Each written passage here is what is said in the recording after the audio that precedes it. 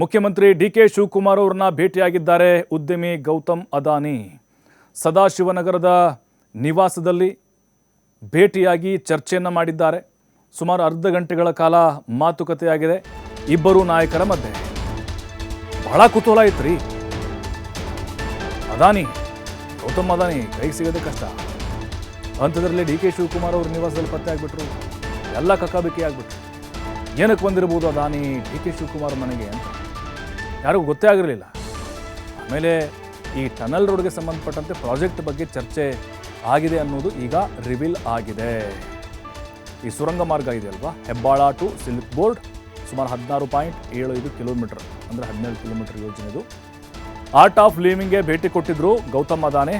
ಹಂಗೆ ಏರ್ಪೋರ್ಟ್ಗೆ ಹೋಗ್ತಾ ಇದ್ರು. ಡಿ ಕೆ ಶಿವಕುಮಾರ್ ಸಮಯ ಕೇಳಿದರು. ದೊಡ್ಡ ಉದ್ಯಮಿ ಬರ್ತಾರಂದರೆ ಯಾರಾದರೂ ಬೇಡ ಅಂತಾರ? ಸಹಜವಾಗಿಯೇ ಭೇಟಿ ಆಗ್ತೀನಿ ಅಂತ ಹೇಳಿದರು. ಅಲ್ಲಿ ಚರ್ಚೆಯನ್ನು ಮಾಡಿದ್ದಾರೆ. ಬಟ್ ಈಗ ಇದೇ ವಿಚಾರಕ್ಕೆ ಸಂಬಂಧಪಟ್ಟಂತೆ ರಾಜಕೀಯ ಕೆಸರಚಾಟ ಕೂಡ ನಡೀತಾ ಇದೆ.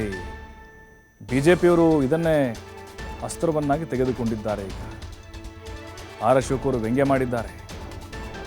ಅದಾನಿಯವರು ನಿಮ್ಮ ಮನೆಗೆ ಬಂದಿರೋದಕ್ಕೆ ಕಾರಣ ಏನು? ಕಾರಣ ಏನೇ ಇರಲಿ, ರಾಹುಲ್ ಗಾಂಧಿ, ಪ್ರಿಯಾಂಕಾ ಗಾಂಧಿ, ಸೋನಿಯಾ ಗಾಂಧಿ ಅವರ ಪರ್ಮಿಷನ್ ತೆಗೆದುಕೊಂಡಿದ್ರಾ ಇಲ್ವಾ? ಅವ್ರಿಗೇನು ಉತ್ತರ ಕೊಡ್ತೀರಿ? ಅವರೊಬ್ಬ ಬಿಸ್ನೆಸ್ಮೆನ್ನು, ಬಿಸ್ನೆಸ್ ಮಾಡ್ತಿದ್ದಾರೆ ಅಂತ ಹೇಳಿ ಅಂತ ಅಶೋಕ್ ಅವರು ಕೂಡ ಟೀಕೆಯನ್ನು ಮಾಡಿದ್ದಾರೆ. ಮತ್ತು ನಿಮ್ಮ ಹೈಕಮಾಂಡ್ ನಾಯಕರು ಇದಕ್ಕೇನು ಉತ್ತರ ಕೊಡ್ತಾರೆ?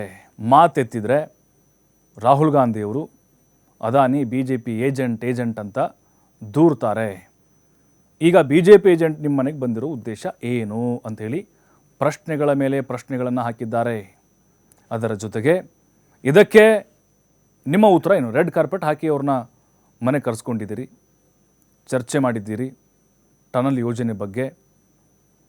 ನೋಡಿ, ಈ ರೀತಿಯಾದಂತಹ ರಾಜಕೀಯ ಕೆಲವೊಂದಿಷ್ಟು ಅಸ್ತ್ರಗಳನ್ನು ಕೂಡ BJP ಬಹಳ ಸೂಕ್ಷ್ಮವಾಗಿ ಎತ್ತಿಕೊಳ್ತಾ ಇದೆ. ಸಹಜವಾಗಿಯೇ ಅದಾನಿಯವರು ಸದಾಶಿವನಗರದ ನಿವಾಸಕ್ಕೆ ಬಂದಾಗ ಅವ್ರ ಹೈ ಸೆಕ್ಯೂರಿಟಿ ಇರುತ್ತೆ, ಸಿಕ್ಕಾಪಟ್ಟೆ ಸೆಕ್ಯೂರಿಟಿ ಅವ್ರದ್ದು. ಎಲ್ಲ ಕಕ್ಕಾಬಿಕ್ಕಿ ಆಗಿಬಿಟ್ರು. ರಾಜಕಾರಣಿಗಳು ಬರ್ತಿದ್ರು ಅವ್ರ ಮನೆಗೆ, ಅಥವಾ ಬೇರೆ ಬೇರೆ ಕ್ಷೇತ್ರದ ಗಣ್ಯರು ಬರ್ತಿದ್ರು. ಆದರೆ ಅಂಥ ದೊಡ್ಡ ಗಾತ್ರದ ಬಿಸ್ನೆಸ್ ಹೊಂದಿರುವಂಥ ಉದ್ಯಮಿ ಅದಾನಿಯವರು ಬಂದಿದ್ದಾರೆ ಅಂತ ಹೇಳಿದ್ರೆ ಎಲ್ಲರೂ ಕೂಡ ಕಣ್ಣು ಅರಳಿಸ್ಕೊಂಡು ನೋಡ್ತಾ ಇದ್ದರು. ಮೊಹಮ್ಮದ್ ನಲ್ಪಾಡ್ ಎಲ್ಲರೂ ಬಂದುಬಿಟ್ಟಿದ್ರು. ಏನು ಚರ್ಚೆ ಆಯಿತು ಅಂತ ನೋಡಿದಾಗ ಟನಲ್ ಯೋಜನೆಗೆ ಸಂಬಂಧಪಟ್ಟಂತೆ 22,000 ಕೋಟಿ ಬಿಡ್ ಆಗಿರೋದು.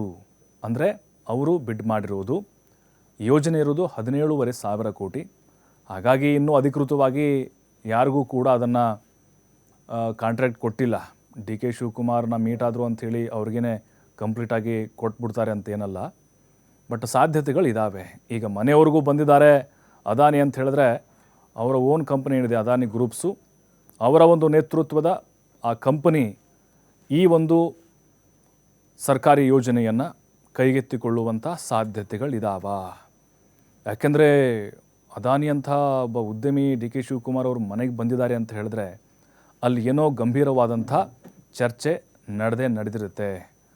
ಬಟ್ ಈಗ ರಾಜಕೀಯವಾಗಿ ಕೂಡ ಇದಕ್ಕೆ ಲೇಪನವನ್ನು ಕೊಟ್ಟಿದ್ದಾರೆ BJPಯ ನಾಯಕರು. ಅಂದರೆ ಅವರು ಬಿಸ್ನೆಸ್ ಪರ್ಪೋಸು, ಇವರು ಬಿಸ್ನೆಸ್ ಪರ್ಪೋಸು, ಅಂದರೆ ಇಲ್ಲಿ ವ್ಯವಹಾರಗಳು ನಡೀತಾ ಇದೆ ಅನ್ನೋದನ್ನು ಕೂಡ ಲೇವಡಿ ಮಾಡಿದ್ದಾರೆ. ಡೆಲ್ಲಿಲಿ ನೋಡಿದರೆ ನೀವು ಟೀಕೆ ಮಾಡ್ತೀರಿ, ಕರ್ನಾಟಕದಲ್ಲಿ ನೋಡಿದರೆ ಸರ್ಕಾರ ರೆಡ್ ಕಾರ್ಪೆಟ್ ಹಾಸಿ ಅವ್ರನ್ನ ವೆಲ್ಕಮ್ ಮಾಡ್ತೀರಿ.